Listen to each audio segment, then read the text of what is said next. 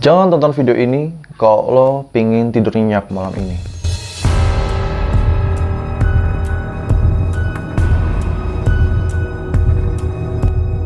Selamat datang di Batahor, baca cerita horor.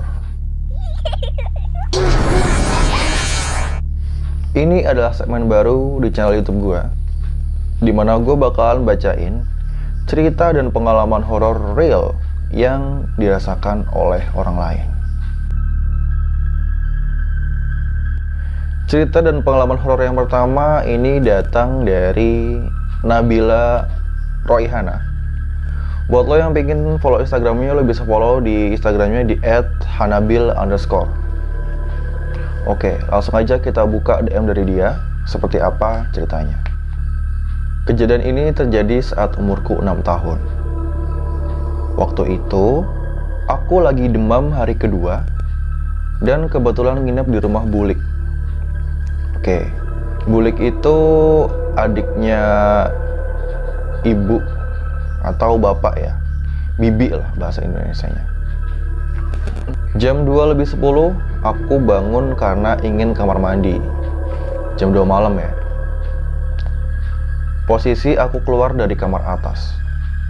Nah, untuk menuju ke kamar mandi, itu aku menuruni anak tangga. Di ujung bawah tangga, aku lihat Mbah Putriku perlahan ngesot menuruni anak tangga yang terakhir.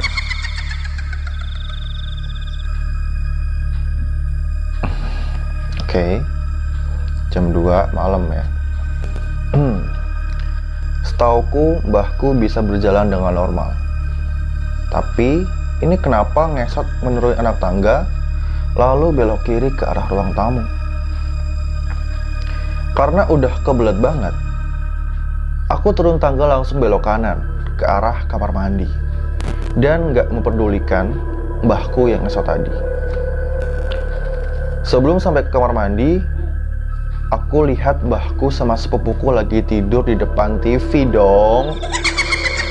Wah anjir, merinding gila. Lah itu tadi siapa yang ngesot? Siapa coy? Oke, aku lanjut pipis aja lalu balik ke kamar atas dan nggak bisa bubuk sampai subuh. Gila, udah tahu ya kan? Udah tahu. Anjir, merinding. Kok lu berani gitu? Masih lanjut pipis, nggak ngebangunin mbah atau sepupu? Anjir. Dan aku nggak pernah nginep lagi di kamar atas rumah Bulik sampai saat ini udah kuliah. Oke. Jadi ini jadi sebuah trauma ya buat Hanabil_ ya, buat Nabila. Gila sih. Oke. Menurut kalian siapa tuh yang ngesot menuruni anak tangga? Apakah itu mbahnya Hanabil atau sosok lain yang menyerupai mbahnya Nabil? Serem. Oke. Kita lanjut ke cerita dan pengalaman horor real yang kedua. Cerita ini datang dari Tifa Kanzahra. Buat kalian yang mau follow Instagramnya, bisa follow aja Instagramnya di Tifa KNZHR_08. Dia WA. Dia cerita ini lewat WA. Oke. Kita langsung aja baca chat dari dia. Bagaimana ceritanya? Ini kejadian terjadi beberapa bulan yang lalu. Aku di sini tinggal bareng mbakku, suaminya mbakku, anaknya mbakku, dan adiknya suaminya mbakku. Oke, jadi ada 5 orang ya, termasuk dengan Tifa ini. Kami sekeluarga mengalami kejadian itu secara berurutan. Sebelumnya tidak pernah ada kejadian itu di rumah ini. Untuk mereka mungkin memang baru pertama, tetapi untuk aku ini bukan yang pertama kalinya. Dulu waktu di Kebumen juga pernah, tapi dengan cerita yang berbeda dengan topik yang sama. Oke, for your information, Tifa ini salah satu temanku di Kebumen ya. Ini cerita pribadiku. Aku mengalami kejadian ini secara berurutan selama 3 minggu di malam yang sama, yaitu malam Jumat. di jam yang sama, juga sekitar jam 9 atau jam setengah 10-an. Aku lupa, intinya malam hari. Aku kalau nyuci baju itu 1 minggu 3 kali. Hari Selasa, Kamis, dan Minggu. Wah, rajin juga ya Tifa ya. Kalau nyuci baju itu pasti pulang kerja sekitar jam setengah 6, selesai pasti malam. Dan aku jemurinya juga malam sekitar jam 8 atau setengah 9-an. Oke, malam hari ya, malam-malam nyuci. Minggu pertama malam Jumat, aku di rumah sendiri, yang lain lagi pada keluar ke masjid. Jemurin bajunya kan di depan rumah ya. Setelah selesai jemurin baju, aku masuk ke kamar dan pintu depan rumah aku tutup. Aku kunci karena kan nggak ada orang, cuma aku aja. Oke. Sekitar jam 9 atau jam 10, mbakku pulang. Kebiasaan kita, kalau jemurin baju itu pasti berurutan dan dikelompokkan. Baju ya sama baju, rok ya sama rok, dan lain-lain. Intinya nggak disatuin. Rapih ya Tifa ini ya orangnya ya. Pada saat itu mbakku pulang, mbakku nanya ke aku, "Tif, itu baju kok dijemurinnya kayak gitu sih? Itu jatuh apa gimana?" Aku kaget di situ. Ini rokku kok bisa ada di tempat baju? Oh, oke. Roknya ada di tempat baju, jadi random gitu ya. Terus logikanya kalau jatuh ya ke bawah kan. Terus kalau jatuh juga cuma roknya aja, nggak sama hangernya. Iya sih.